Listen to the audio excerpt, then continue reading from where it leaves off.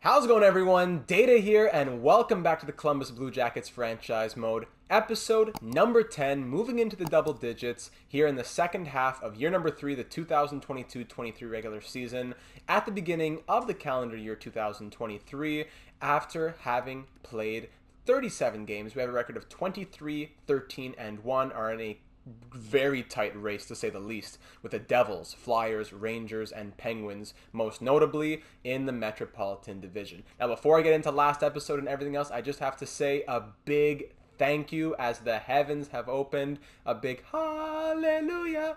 The channel is now finally monetized. You may have noticed that if there was an ad before the video.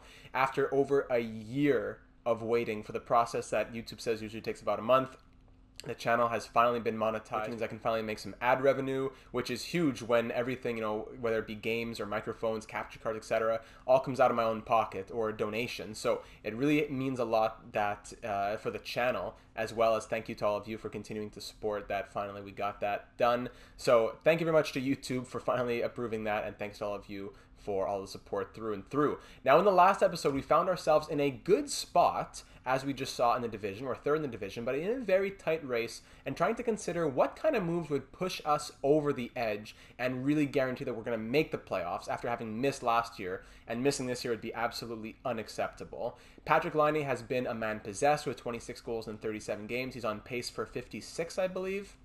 Reinhardt, Bjorkstrand, that first line, amazing. Our new captain, Boone Jenner, with Alex Tex, and our free agent acquisition, Victor Olofsson, have been here on the second line. Foudy, Steele, Roslovic playing the third at the moment. That's going to likely change. And Delorier, Shaw, Clutterbuck, that grinder line has been amazing. Shaw especially with 14 points in 37 games. Defense, Rozhenko, Jones, Larson, Falk, and Dahan and Wood at the moment are the three pairs, and Shesterkin backed up by Korpisalo. We've had good success. Our biggest question in the last episode was, hey, Felipe Anderson, we drafted him 4th overall in last year's draft. We started him off in the AHL. He scored 29 points in 33 games with a plus 21 down in Cleveland, and he's grown from a 79 to an 81 overall, is now listed as a third-line scoring forward. So to facilitate his growth, to not stunt him or anything like that, it would make the most sense to promote him to the third line. So I did call him up. I sent down Evgeny Sveshnikov, and looking at his line fit, it is a great fit for the third line. In general, a good fit for the team, especially in the middle six, but most especially on that third line. So if we say that putting Felipe Sanderson on the third line is a must. Let's just take out Roslovic for a moment. That means we would currently have 3 playmakers, not ideal. So what we would want to get there is at least one swap between Foudy or Steele. Now, that's where I'm going to start getting into the comments in a moment, but Liam Foudy, he is 22 years of age, medium top 6. He is a first-round pick in 2018, currently has 14 points in 37 games. Sam Steele, I haven't been sold on him. I know there's been some people saying that he sims amazing, some say that he doesn't sim so well. Through the 57 games he's played with us, he has 25 points, so almost a point every other game, -8. Hasn't really been giving me much. He's an extension of Max Domi, where, we traded Domi for Steele, and neither of them were ever really convincing. Meanwhile, Foudy, I'd like to stick with him as a homegrown quotations prospect, someone we got when we inherited the team. 16 points in 42 games, not terrible for his first, 17 points in 44 games, including these two right here. These were not in simulation, though. So just to say that I really want to give him the chance before dumping him. And I think putting Sanderson with Foudy at center and then just fixing this left wing here and thinking about trading Steele and Roslovic might be the move. And even Philip Kurashev, who, although he has a good fit on the second line, in the 5 games this season, he's done nothing. He's been a -3. Extremely small sample size. I'd probably keep trying to make things work with him, but I'm pretty okay with moving Steele and Roslovic, I think, right now, especially Jack Roslovic, who I've seen sometimes he grows to 87, 88, but for us, he's been a dud. He's played almost 200 games in the simulation here with Columbus through 3 years, and he has like 60 points. So, his first season was okay, second season was really bad, and this year he hasn't been doing well at all. That's what's really disappointing me. Just trade him while he still has a little bit of value left. So with all that having been said, let's move into what some of the comments said in the last one. Gary likes the team and the first line. Line A finally showing what he can do, which is awesome. I think the biggest help would be an upgrade to the second line, a power forward if possible. Hyman, now that he fits the second line, maybe? I still am not convinced. I think he fits the third line better. I'm not sure what that glitch is. Maybe to replace Olofsson, who's not doing bad necessarily, but someone else could be doing better. Also, the team needs to generate more shots. Steele and the entire third line seem to not be shooting very much. I've had bad luck with Steele in my franchise modes, so I would suggest moving on, although I might be a bit biased. Keep the goalie situation the same for now. Trust Shesterkin. I think Line is going to break 50 goals and finish at 51. And we're also considering getting Travis Sanheim with like no trade value, 86 overall RFA. That would be cheese. Don't do it. Thank you for that, Gary. So that's a big problem with the third line as well. But just, playmaker, two-way forward, we were not generating a lot of offense at all. Let's try Foodie and Sanderson and then put a goal scorer on the left wing, perhaps Zach Hyman. And then, we could swap things around even more. Olofsson, Sanderson, move around there. It's, just because you're listed as a playmaker doesn't mean you only do playmaking. I need to find who simulates well, who shoots, and who scores. Sam Steele, 4 goals in 37 games, Foodie 3 in 37. Roslovic had like 2. So maybe getting Sanderson and Hyman would be a good jumpstart. Andrew's on the exact same page with Roslovic, where if you don't get him, he goes to 85, 87. But then when you do get him, he never gets over 82. So small sample size again, 2 of his plus mine. But just to say, he can be hit or miss. Jack agrees that Sanderson should be in the NHL since he's listed as a third-line scoring forward. Don't want to stunt that growth. Patrick left a huge comment. I love this. I love the immersion in the series and all of you getting excited for success and, the highest of highs and the lowest of lows. You're there with me, so I appreciate comments like this. Patrick really means a lot. But I'll get just down to the summary that he left at the bottom, saying that 1 upgrade to each line would be the first type of thing. On the second line, look to get a power forward. On the third line, look to bring in Joe Pavelski and possibly move out Liam Foodie. Pavelski was in free agency. And on the fourth, embrace the toughness, get Tom Wilson perhaps. So we're going to be scouting him. He's an 83 overall. If we're an all-in type of team, he would make sense for the fourth line despite being 83 overall. Defensive defenseman upgrade. Get an upgrade from the Wood/Gavrikov that we're running right now and get a better partner with Calvin DeHaan for that third pair. Line A's mad he didn't get an A or a C, so he is just showing out. Line 1 should be here for the long term, agreed. Who was Werenski's pair? That's what we want to know as well in the Devils. And Sanheim would be a cheese. So just to say that we moved Zach Werenski at the draft last year with the 16th overall pick for the 4th overall pick and Warfrazenko, our 89 overall defensive defenseman.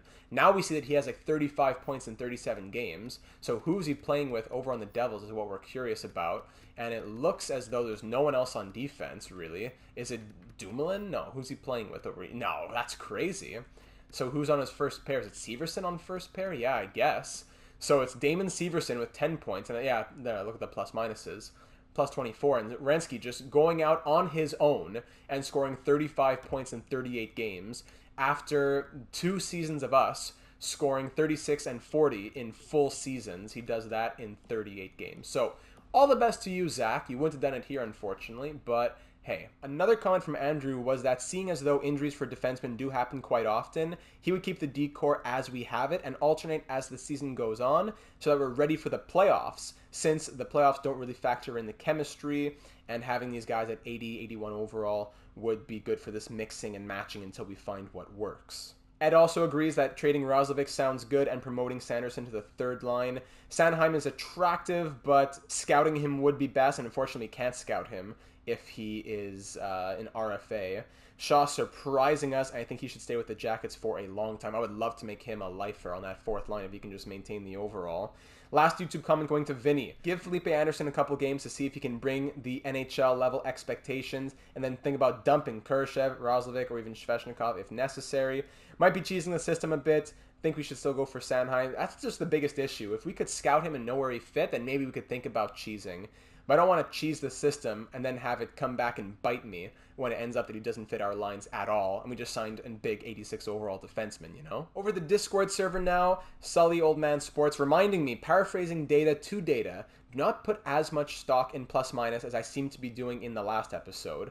We're 20% on the power play. We have the best penalty kill in the league. That's kind of skewing those numbers to look worse. So do not worry about the plus minus as much as I was. Also, some recommendations for chemistry here from Zach saying, if Olofsson is underperforming, do the swap. I believe he's meaning in a trade for Zach Hyman, and then seize the opportunity at hand doing Jenner, Reinhardt, Laine for a +5 on the first line, and then Hyman with the playmaker of Steele, Texier, Foudy, and sniper of Bjorkstrand on the second line. So we could potentially go +5/+5 if we have the right players in the right place. So Jenner would go there for the +5 with Laine, excuse me.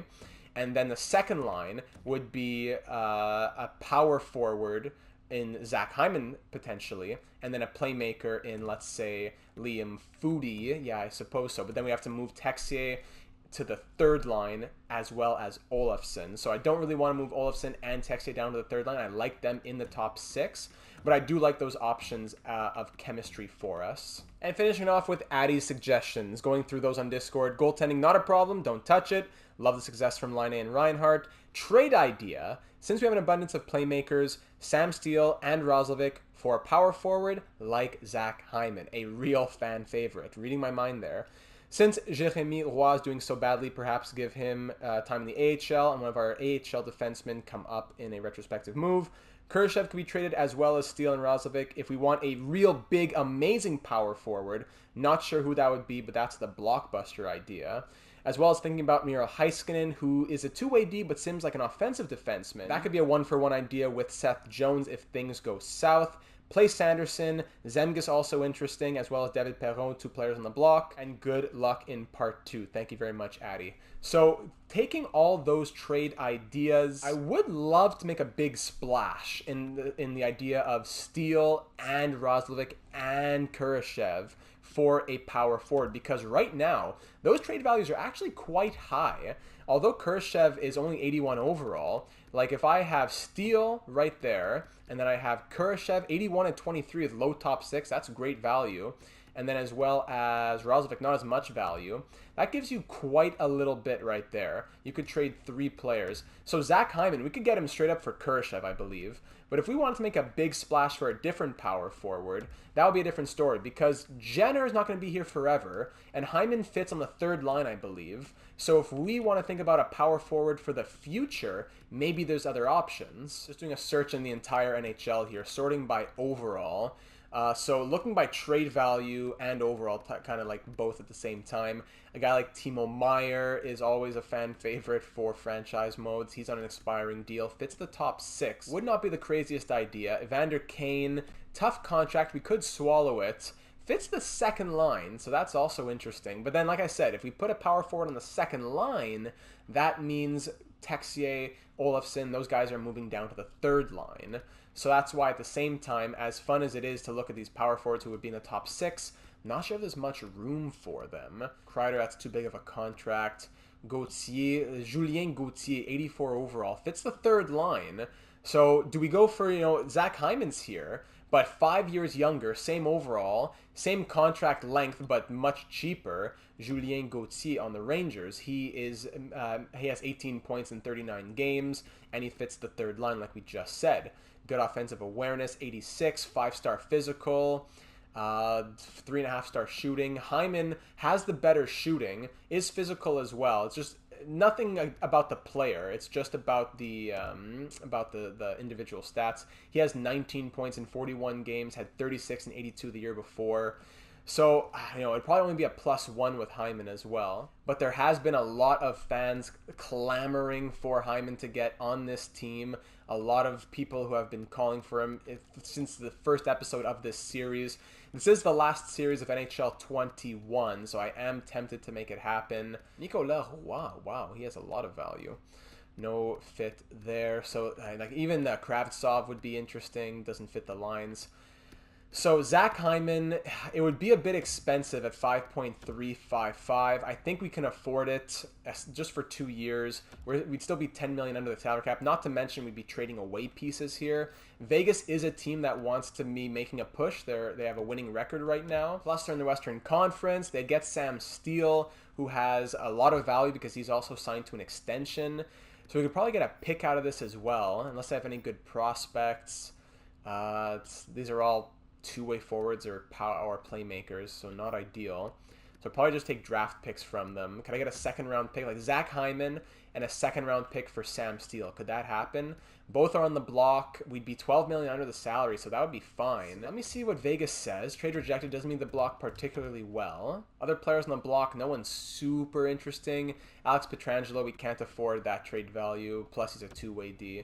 So I guess just focusing on Hyman. I can't believe we're actually thinking about this because it's been such a meme for so long in the Discord and in the comments. Can I get Hyman and 2 third-round picks? Maybe even just a little more to make sure that it doesn't go through right away. And then just throw in a 7th on top, rejected. Just try the 2 thirds, still rejected. A 3rd this year and a 5th and a 6th next year. Really, I'm actually a bit surprised that these are quite close to fair value. I'm a bit surprised it's not going through. Even just 2 7s here. Trade accepted. Wow. Zach Hyman, welcome to the Columbus Blue Jackets. Everyone better be going ballistic in the comments. Don't forget there's a link for donations in the description. Don't forget if you want to just say a little thank you to GM Data. Happy to accept this proposal on behalf of the Vegas Golden Knights. We consider it a done deal. Sam Steele, thank you for your service on this team. Didn't really simulate as well as we thought you would. Bit of a placeholder because we moved Domi, but it just didn't work out. So I do wish you the best over in Vegas. Zach Hyman, let's get you on this team. Another power forward, which is what we were desperate for, with only Boone Jenner being the other one. So putting him on the left wing of the third line with a current power forward playmaker combo does give the line a +1. If we were to put a sniper like Olofsson, Line, any sniper pretty much gets a +3. So it's just the 2 playmakers which is hurting it. We could in theory move Foodie to be the ooh, how about that? Second line center is Foodie. And then we go Jenner. Could we do... If only I had a center sniper, because the +3 is nice. But then it's only +1 on the second line. Anyway, we can go +3. I don't think so. But, so that's the question. Do we go 3-1, 3-3?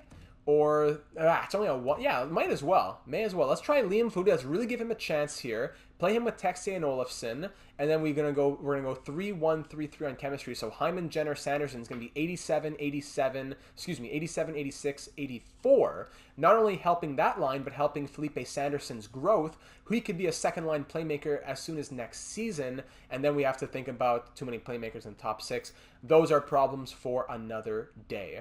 Let me fix up all the special teams and everywhere else that Sam Steele was. We'll consider any deals that we could do for dumping Jack Roslovic at the very least. Kurashev could stay depth, but Roslovic at the very least, and then we'll get simulating from there. All right, so that is all taken care of. Speaking of lineup moves here, Jeremy Roy, 30 games, 4 points, -11. What I'm going to do is just go ahead and send him down. I don't think he'll get claimed on waivers. I really don't think he will.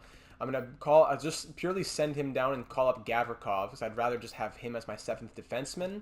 And then Kukan, Peak, those guys are also going to be sitting there in case anything needs to happen. But as the official 7th defenseman, I'd rather it be Gavrikov right now. Lovely. So that is all taken care of and we're ready to keep on simulating with these new lines. With Hyman on the power play, we still keep the +3 on the second unit. So he's getting third line minutes, second power play unit.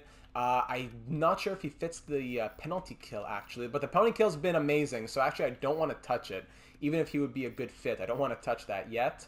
And I think that we are good to keep on simulating now. Unless there's a crazy good offer for like Jack Roslovic or something if I went to the trade finder. So I know Kurashev has that value, but I don't think it's going to drop just yet as a 21-year-old. Sorry, as a 23-year-old. You still have probably a year or 2 left. But just to say, if we want to trade him at the draft, we could get a 2nd and a 3rd, Jacob Pelletier and a 3rd, Zary and a 4th, very tempting offers, Kiviranta and a 2nd, Faxa and a 3rd, 2nd, 3rd, Williams, Hollander, some good prospects, or just a 2nd and a 3rd straight up. Meanwhile, for Jack Roslovic, the offers are not going to be as tempting, probably like a 4th and a 5th from any team in the league, probably like 30 offers, 18, so 4th, Malmstrom 4th, Perrault and a 5th, Walker, Hartman 5th. So like depth players and a 5th, or I could get a straight up 3rd and 6th from Vancouver, for example.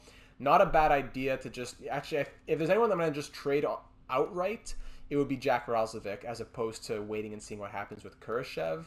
So I think I'm going to go ahead and take the best deal that popped up, which was a 3rd and a 6th from Vancouver. We don't have a 3rd next season either, so I'd like to get a 3rd from them. 3rd and 6th this season.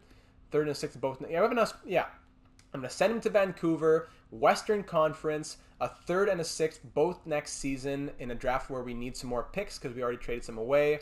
Jack Roslovic, I wish you all the best with Vancouver. You got like 60 points in 200 games here, so, and the plus minus, it was like negative 22. Just can't afford it any longer, so I wish you all the best in your new home. That is fully finished, and we can now simulate with the team looking as it is. We lost the Winter Classic against the Blackhawks 3-1 on New Year's Day, but now we're at Bridgestone Arena in Nashville to take on the Predators, who are 20-17-3.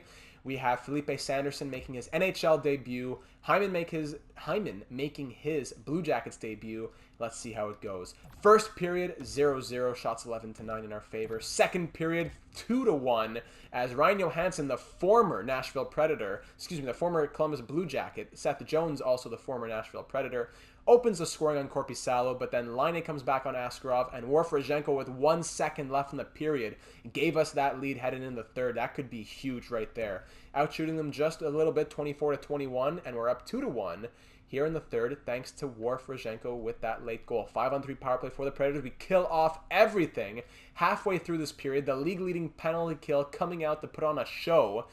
Under 5 to go, still up by 1 thanks to that late goal from Rajenko. Could it be the game winner? And yes, it is. 1 second left in the second period, and it ends up being the game winner. Korpisalo stands on his head to make 34 saves on 35 shots, and the Blue Jackets take it 2-1. Wow. Seth Jones with 2 assists against the team that drafted him as well.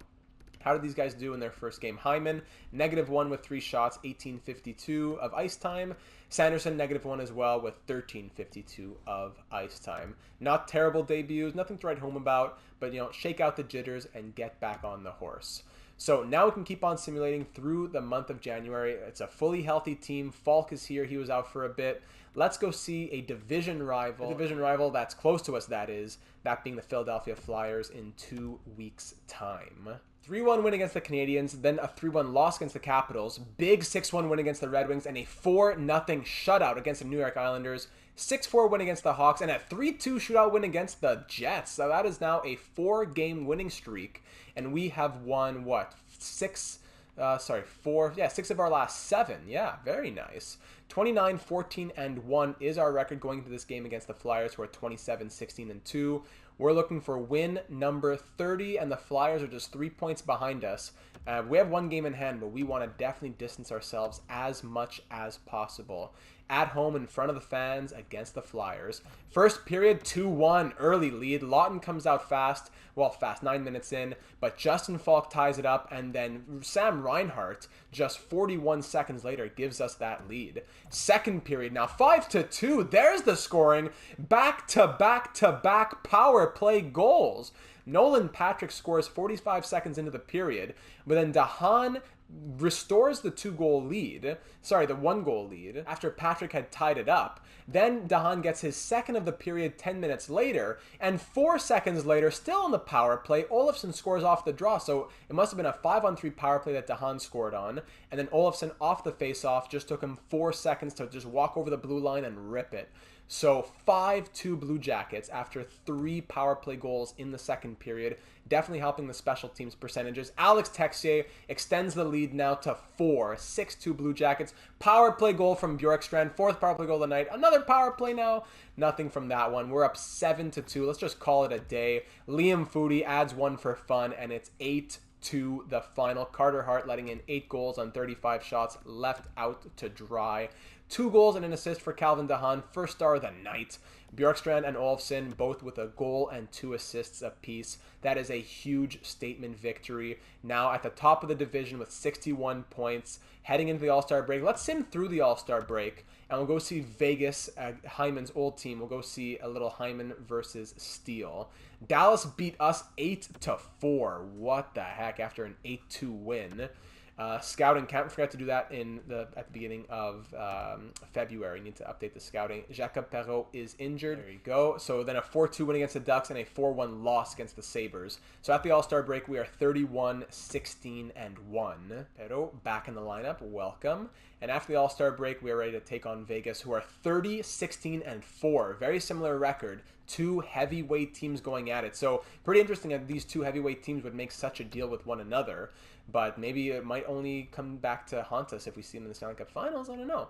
But regardless, here we go. Great challenge for us. And Victor Olofsson starts it off early with a goal. Oh my goodness, just 47 seconds in, Victor Olofsson. Texier 2 minutes after that. Pacioretty on the power play a minute after that. Marchessault on the power play 3 minutes after that. And this game's 2-2. 2 goals on 4 shots. Let's get out of this period. Shots end up being 14-6 for Vegas. 2 goals on Leonard within 2 minutes, and then 2 goals on Shesterkin within 3 minutes, both coming on the power play. Our world-renowned penalty kill falling apart a little bit there. Second period now, 5-3 Vegas, my goodness. Stone, Stevenson, and Pacioretty. Big names there. Rozhenko scores for us. We're still down by 2. We've beaten Leonard 3 times on 13 shots. Shesterkin getting eaten up a little with 5 on 26. We're only down by 2, and Leonard has shown that we can penetrate through that wall. We just got to get shots on net. We have 4 shots in the first 8 minutes here. Power play for Vegas, and we killed that one off thankfully, but we're still down by 2 with under. We still have only 4 shots. We got 4 shots in like the last 10 minutes. No, this is not the game. This is not just the defense was too strong in this one. That's disgusting. Shots 34-22 in the end as we lose that 5-3. Olofsson first star of the night with a goal and 2 assists. Texier second star goal and assist, but small consolation, unfortunately. Let's get into the month of February. I'm going to stop the game against the Ducks. Why not? Go see Max Domi. And I'll also take that moment to pause and update all of the scouting reports. Detroit beats us 4-2, but then we shut out the Coyotes 1-0 in a thriller right there. 5-1 loss against the Minnesota Wild. The losses are starting to come a bit more frequently than I would like, unfortunately. Let's turn things around in these last few games for the Ducks. Yikes. 5-2 loss against the Senators. Okay, back-to-back wins, thankfully, moving into this game. Canucks 4-3 victory, and the Islanders 7-4. So we are 34-20-1 at the moment. Good enough to be tied with the Devils with 1 game in hand at the moment for the top of the Metropolitan. Flyers, Rangers, Penguins, all still in it. And we're going to pause to check out the scouting, so I'll just take a moment for you. All finished now. Let's take a quick look at how Hyman and Sanderson have been doing now that they are on this team. Zach Hyman, he has played a lot of games this season, already at 59. And in the 18 he's played with us, wow, 11 points. He's been a real playmaker, actually. We got him to generate shots on the third line, but 1 goal and 10 assists. 7 points out of his 11 coming on the power play, actually. So that means even strength, he's only scored 4 points in 18 games, which is not as good, but can't really just block out the power play numbers. You got to look at those as well. So, but still, the original problem of the third line not generating enough shots is there. I'm sure that'll be prevalent in Sanderson's point totals. No, 7 points in 18 games, not bad for the rookie. -6 though. So maybe we go back to what we had earlier. We swap back Jenner and Foudy. Foudy's been. I should have checked his point totals. I'm sure it's there. I don't remember them. I'm sure someone could go back in the video and check. He currently has 6 goals and 27 assists. Wow, so 33 points in 55 games for him. He's doing very well in that second line, but it seems as though Jenner is not really helping it that much. So could I move something around? Like maybe Texier, but Texier doesn't shoot a lot either. He does shoot a bit more. And Olofsson and Hyman, how about that for a swap? Now goes +1/+1. Let's try going Hyman on the second line. By the way, his line fit. This was the line fit in the end. Better for the third. Second is still good, but similar to, if not identical to Sanderson. So let's go +3/+3, +1, +3. Now Texier, Jenner, Sanderson are playing 85, 84, and 82. But Hyman, Foudy, Olofsson will be 87, 85, 88.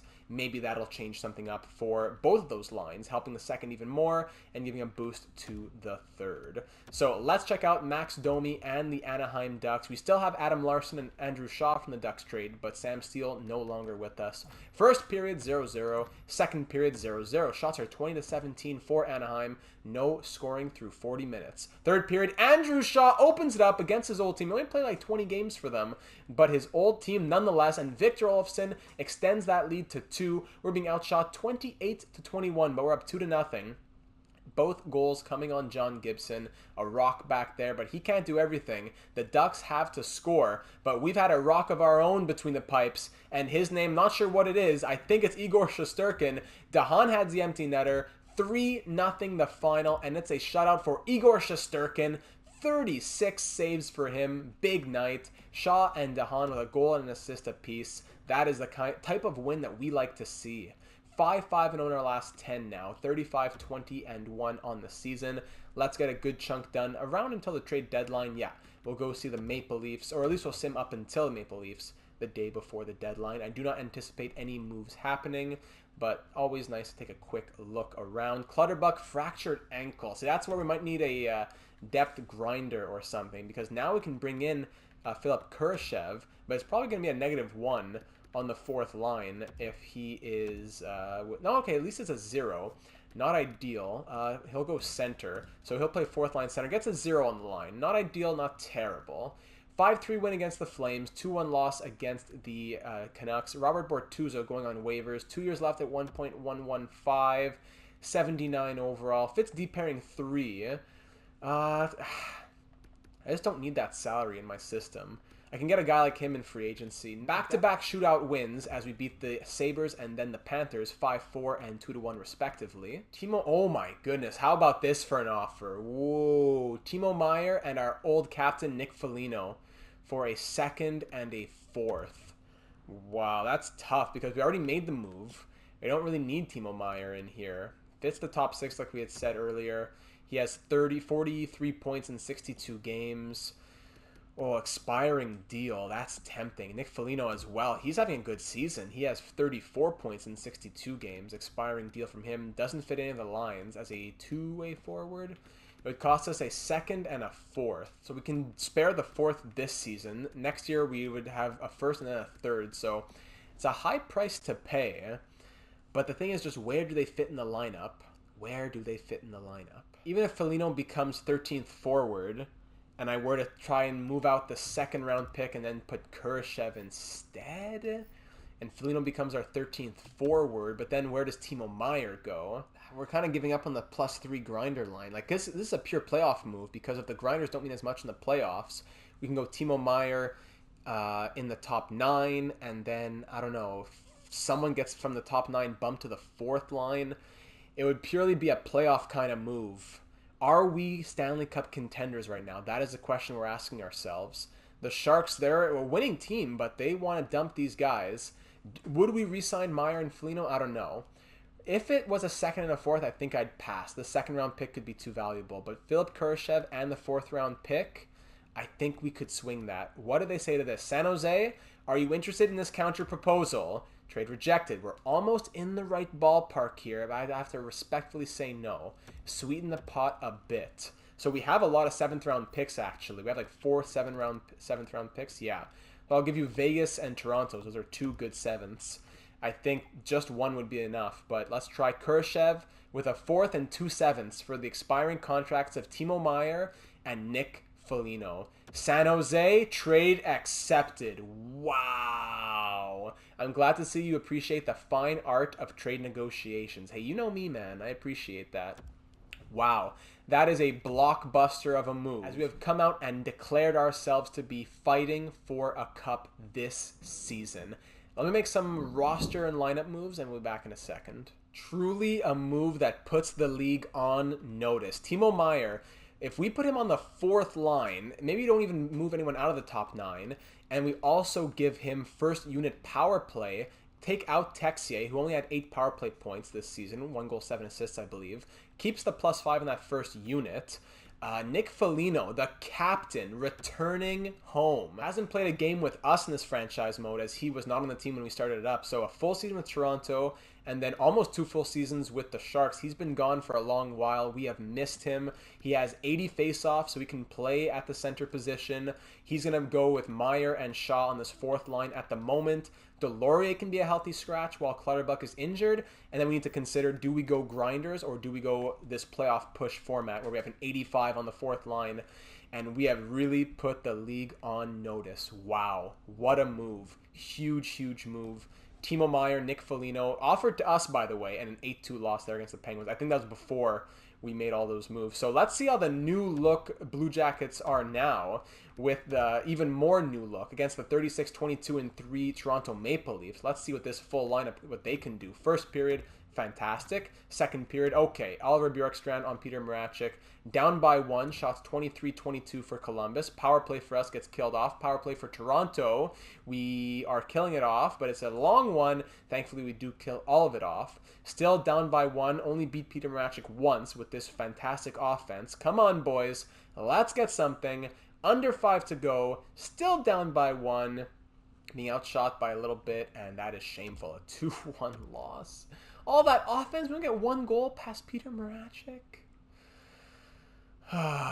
38-23-1 is the record. We're going to go straight through to the game against the Flyers. Not going to touch anything at the trade deadline. We've already made more moves than I would ever even really want to make, to be honest. That was a lot. The Sharks dropping that in our laps. Kurashev, who knows what his value was just going to decrease or what. Move him now with a 4th round pick, which we already had enough of. Same with the 7th round picks. And we could really make a push for the Cup here. Jonathan Toews going from the... Not only getting traded from the Hawks, but going to the Blues. How about that for a prospect and a first? Adam Ernie going on waivers from the Canadiens. He's a power forward. 80 overall. 1 year left. You know what? What the heck? Why not? Even if he doesn't, just whatever, for the chemistry. He'll do well in Cleveland for us. So, Penguins are still... Let's see the game against the Flyers, and we'll sim more into the month of March as we're finishing up February here. First period, 2-2. Seth Jones scores very early, and there's Timo Meyer, possibly his first as a Columbus Blue Jacket. Patrick and then Ralph Recker scoring for the Flyers. Second period, no scoring. Shots 21-20 for Philadelphia. It is a 2-2 tie. Power play for the Blue Jackets early on. It's an extended one, and Oliver Bjorkstrand will capitalize. And then Victor Olofsson. And then Sanderson. Felipe Sanderson coming right after that. So I was trying to do the math in my head because it was all at 7s. Then Patrick Laine on Carter Hart, who's in nets. Now we beat them, 8-2 last time, and we slow simmed? So it was at 27, and then 50 seconds later for Felipe Sanderson, and then 5 minutes after that for Patrick Laine. Scott Lawton adds a late one, but it's no matter as we beat the Flyers 6-3, a big shellacking of them. Only a goal and an assist, so no player scored more than 2 points, but that's all right. And that's a big win for us in the Metropolitans. We're still 2 points above the Devils. Let's move into the month of March. Let's get a good chunk done since this episode is getting long enough. And we'll go see the team we just spoke of. Speaking of the Devil, 3-1 win against the Pittsburgh Penguins. Big matchup again, more Metropolitan Division rivals. We lose to the Capitals 4-3. That's extremely disappointing. 6-1 against the New York Rangers. We do see that the Senators fire their head coach. 4-3 overtime loss to the Avalanche. 5-3 loss against the Hurricanes. What's going on over here? Foligno separated shoulder. Great. Okay. So his shoulder is separated, which means Delorier will come back into the lineup. Timo Bello, what are you doing for us? Better be good. 4 points in 8 games. Okay, 4 goals as well. Zach Hyman, what are you doing for me, big boy? Let's see it. 18 points and a -8, so the plus-minus is concerning. Liam Foudy is at 40 points now in 69 games. Where are we struggling? Olofsson picking it up. Felipe Sanderson struggling. -6. Jenner -3. I'm gonna put Sanderson onto the 4th line. Let's bring Meyer to the 3rd line, and let's go Shaw at center and bring Delorier back here. Let's try that out. Perfect. Okay, 3-3-1-0 is how we're gonna keep on simulating now. Washington Capitals, we had shut out 5-0, and then Shesterkin pulls his groin. Okay, so that means we have to call up a goalie. That will call up Olivier Rodrigue, since, he'll be very happy to see Olivier Rodrigo singing the national anthem every night. Let's get him into the backup role. He's been having an amazing season for Cleveland. So Korpisalo's going to be running with the starter job now from now on. And Rodrigue, what was he doing down in Cleveland? He was 35-9-3, 5 shutouts, 921 save percentage, 1.75 goals against. Wow. So now Tarasov will get the starts, and Matis Kivlenieks will back him up. Or it'll be swapped around by the CPU.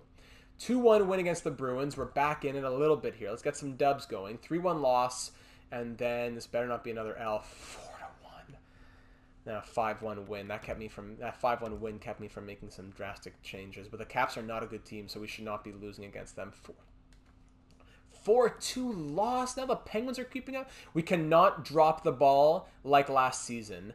That would be absolutely unacceptable. Not only are we cup contenders, we have to at least make the playoffs to contend for the cup, right?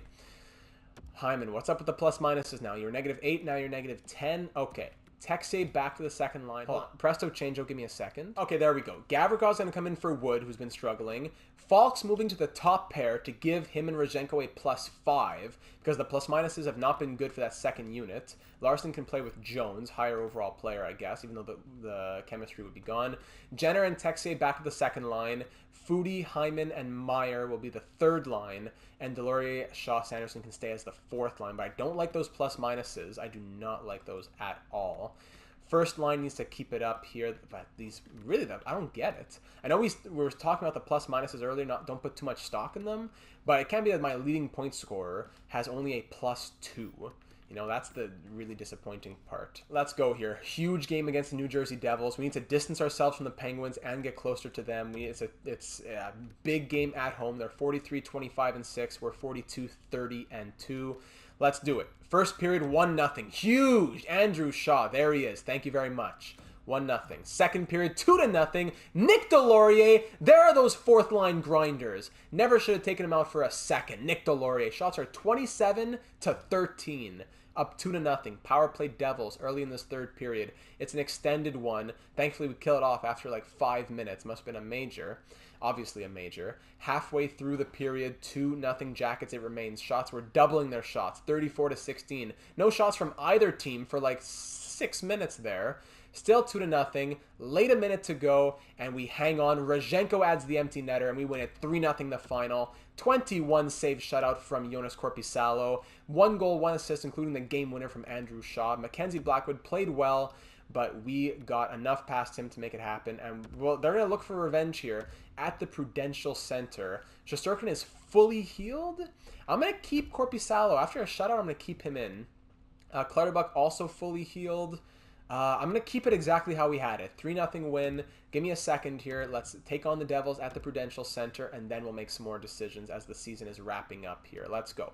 First period, 1-0, Timo Meyer. Thank you very much. Second period, 2-0, Sam Reinhart. So that's now 5 periods in a row where we score 1 goal per period. 2-0 Jackets heading into the third. Shots 24-18 at the moment. Devils have been shut out for 5 periods, so they're going to come out strong.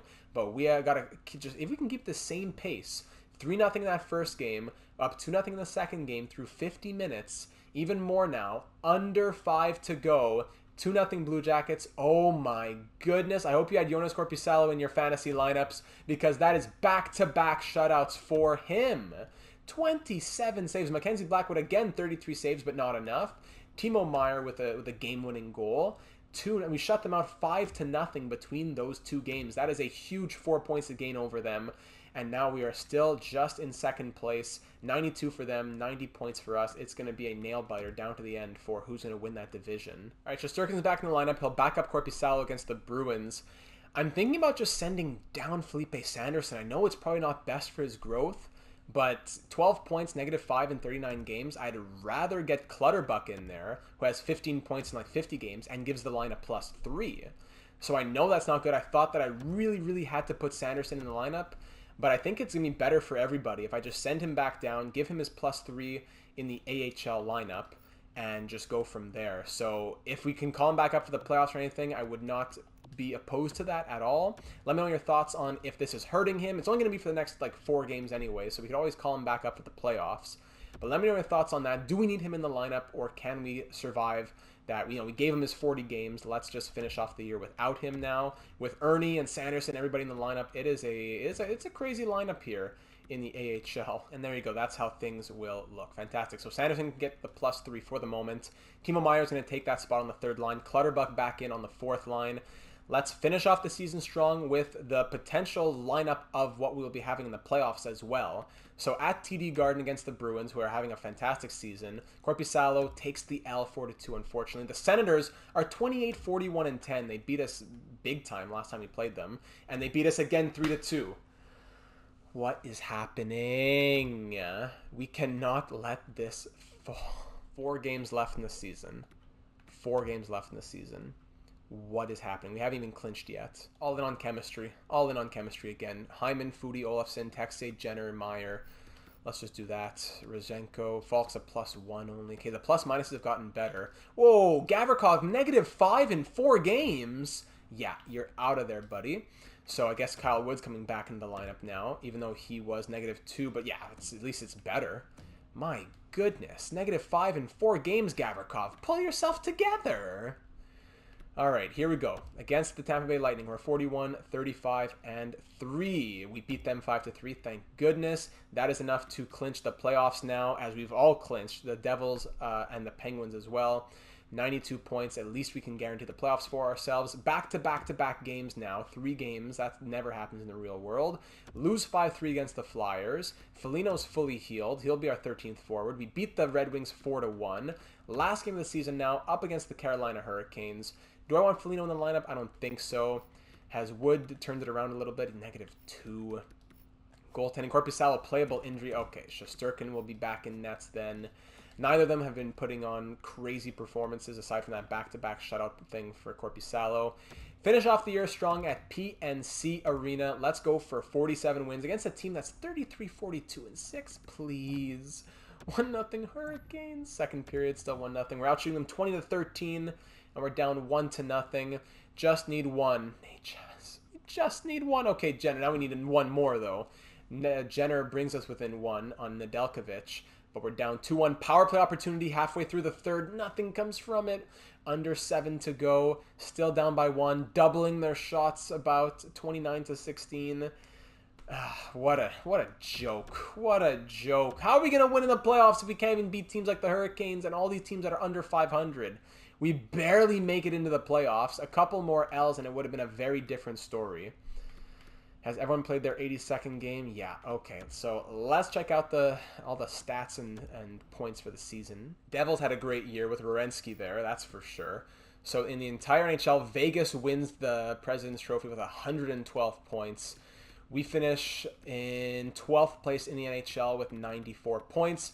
3 goals, 4 per game, 2.88 against. 21.6% on the power play was good enough for, was that 6th best in the NHL. Definitely nothing to sneeze at, 6th best, and 81.3% on the penalty kill. Yeah, our penalty kill went off a cliff, unfortunately.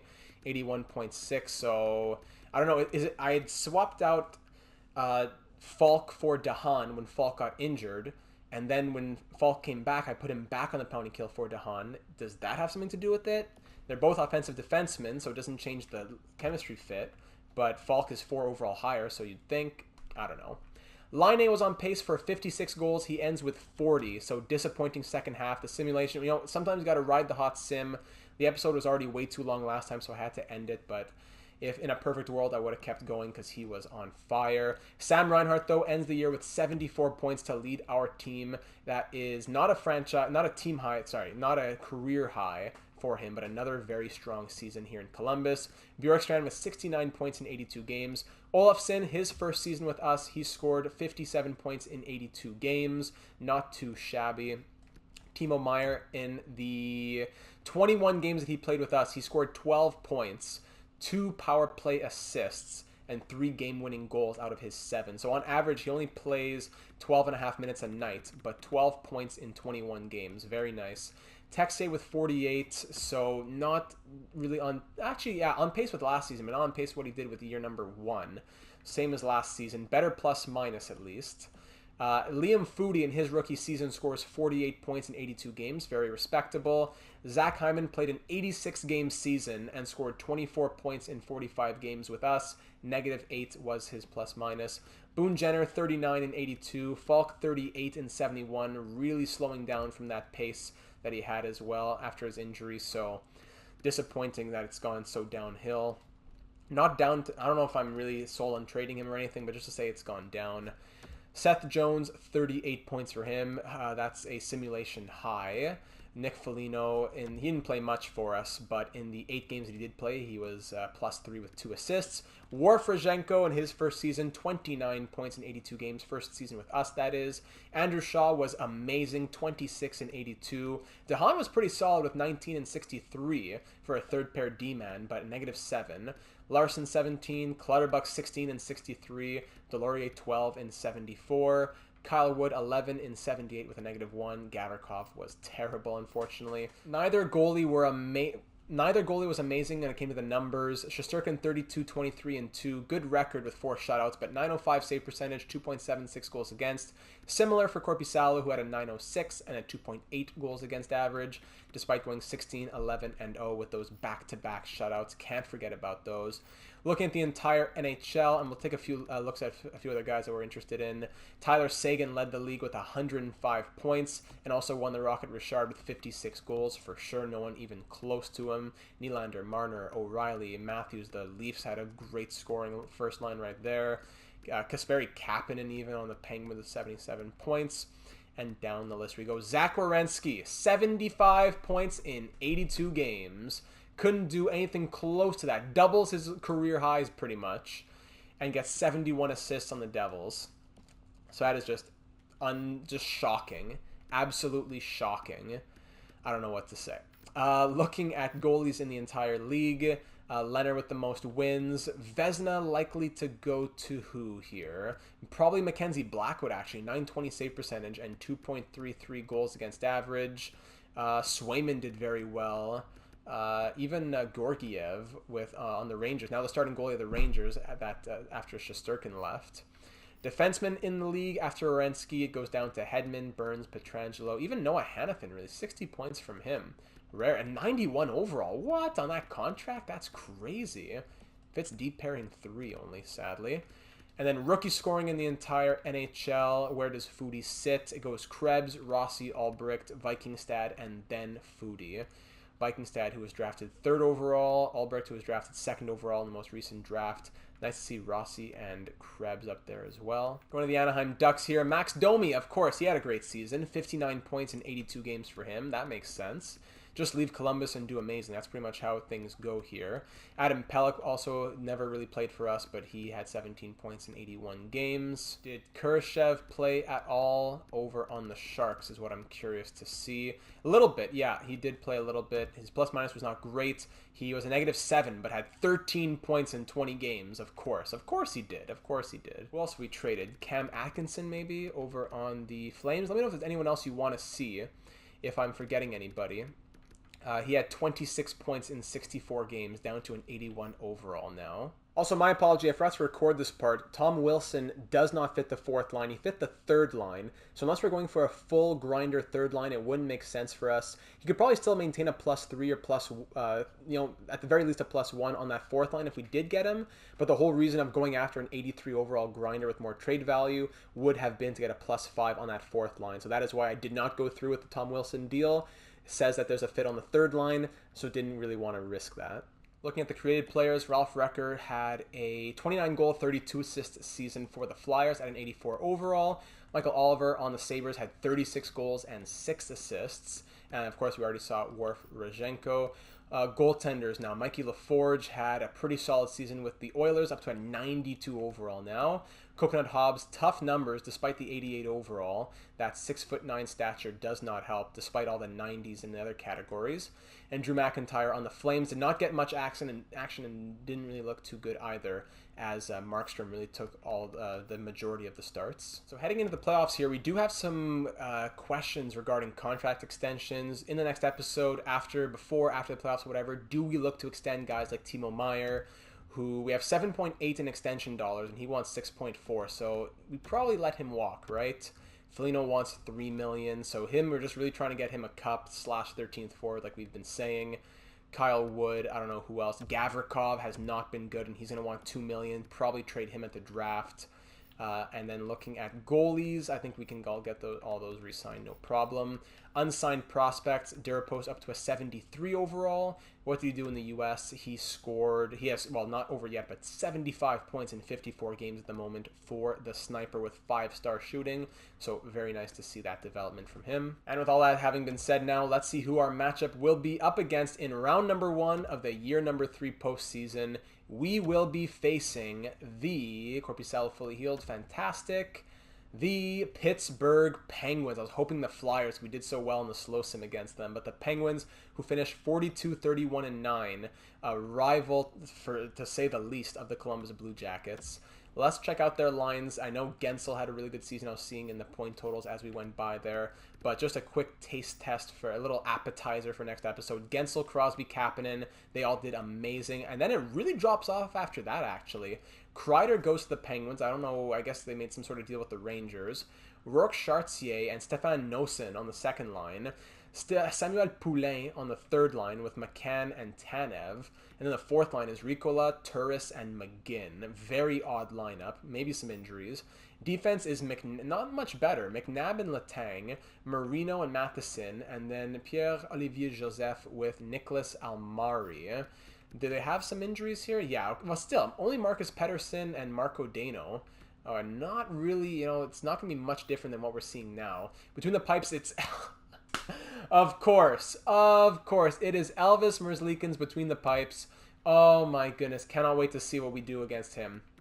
31, 28, and 8 he went on the season with 6 shutouts, 904 save percentage, 2.76 goals against average. Oh, the bane of my existence, Elvis Merzlikins. We have to beat him. This goes all the way back to NHL, like 19, maybe even 18. I think 19 though. We cannot lose the Penguins. Tristan Jarry backing him up. Oh my goodness, it's going to be a real good matchup in round number 1 of the playoffs. And with that, we wrap up year number 3. But the biggest question moving into the playoffs is, what do we do with the lines? If we completely throw out chemistry and just go by overall, as some have conjectured through some anecdotal evidence that chemistry doesn't matter in the playoffs, it seems to be true. Never got a guaranteed yes or no, but it seems to be true. Does that then mean that Foudy and Hyman move down, Meyer and Texier or Jenner move up, and then we move Delorier or Clutterbuck out and move Foligno in? How does that work? Do we even look at calling up Sanderson again, or even Evgeny Sveshnikov, Adam Ernie, I don't know what, Jeremy Roy? So do we go purely by overall? Do we go by chemistry? And whichever way we do go, what changes do we make, if any, to the current lineup? Do we touch the special teams at all as well? +5 and 3 there, and 0 and 0 on the penalty kills. That is what I need to hear from the assistant GMs about. So thank you so much for spending the time to watch. That is a wrap for year number 3, heading in the playoffs for the second time with the Blue Jackets being under our control. Lots of expectations are here, especially after making the moves that we did in this episode, making at the very least a deep push. At this point, even a second round elimination would be a disappointment. First round elimination is out of the question. That would be like blow up territory perhaps, but I'm really looking and almost expecting Eastern Conference Finals from this team.